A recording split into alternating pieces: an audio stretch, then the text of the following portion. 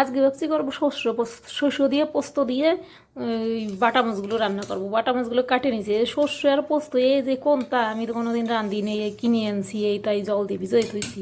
আর একখান জ্বালা হয়েছে, এখন আবার লঙ্কাটা বাড়তি হয়েছে আলাদা করে। কেন কিনতে হলো তাকে জানি, না কিনলে পারে তো আমার একসাথে বাটা হয়ে যেত। নুন হলদি দিয়ে মাছগুলো ভালো করে ভাজাই, ওই দেখো আর কটা এই যে উঠাই ধুয়ে দিচ্ছি। নুন হলদি দিয়ে ভালো করে ভাজবো।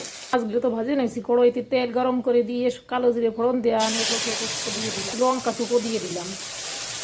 ওই দেখো দেখো কেমন তেল ছাড়তেছে আর ঘ্রাণও বার হয়েছে। আমি তাই গরম জল দিয়ে দিই। ওরে ওরে ওরে ফুলে ওঠে কেন, ফুলে ওঠে কেন, হ্যাঁ এই ফুলে ওঠে কেন। ভাই ফুটতেছে, এখন এই মাছগুলো দিয়ে দিলাম। মাছগুলো দিয়ে আর একটু ফুটুক। ওই দেখো কেরম টক বগায় ফুটতেছে, গন্ধ শুনতেছো, গগ গগ শব্দ শোনা যাচ্ছে না? সর্বনাশ, নুন দিতেই তো ভুলে গেছিলাম গা।